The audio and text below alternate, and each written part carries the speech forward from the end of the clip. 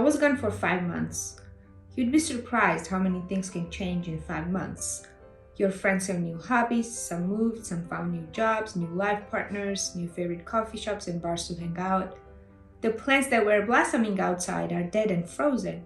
The neighbor's infant is saying a few words now, and your neighborhood kitten is a grown-up cat already. I got back in New York City during Christmas time. I was taking care of the pets whose owners were gone on their vacations. That's probably my favorite way to earn money in New York.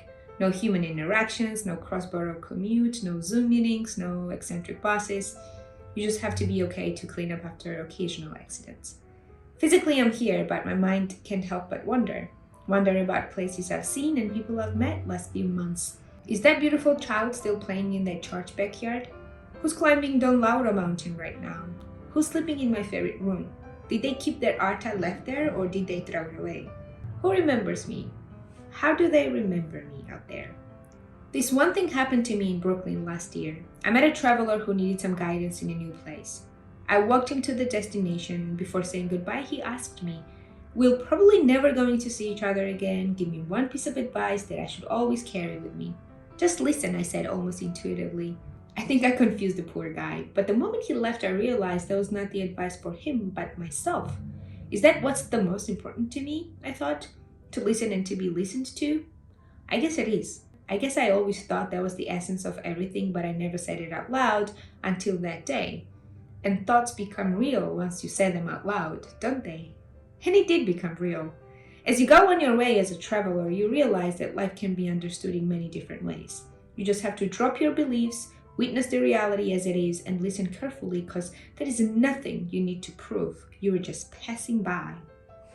That's when you learn that every knowledge of existence is equally respectable, and beyond the customs and traditions, humans have the same morality everywhere. When my friends and I were going to an indigenous village in southern Mexico, we were asked not to interact with locals because they don't like foreigners. We still approached a couple of them, and guess what? They were more than happy to chat with us and share their experiences with us. It's fancy cameras and distant tourists that they don't like. At the end of the day, everyone wants to tell their story. Isn't that the reason why people write books? Isn't that the reason why people make movies? Isn't that the reason why I started this whole YouTube thing? To be heard out? I think it is. Sometimes I can't tell why I like to travel so much. Is it this insane amount of curiosity, or is it just the escapism? What drives me? Interest and novelty, or boredom and tedium? Or everything together? For me, the scariest thing about life is not death or old age, but not knowing who I am. And for some reason, when I'm alone somewhere unknown, away from city distractions and familiar places, that's when I feel lost myself. Sometimes I think I'm still that good old nomad that we all used to be.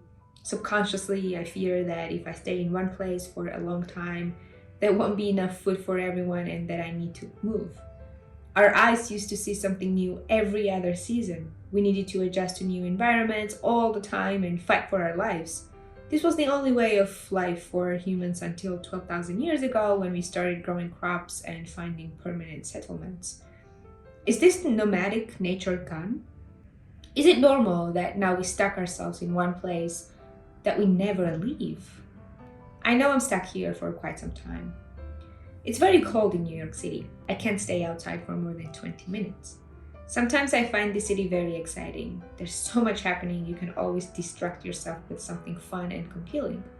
But I can't find motivation to do much these days. Can one have adventures in her own room, in her town? I'm sure I can. I just have to give myself some time to overcome this post-traveling depression and focus my goals on future adventures. Thank you so much for hanging out, everybody. I really appreciate your support, and hopefully I'll see you next week. Take care.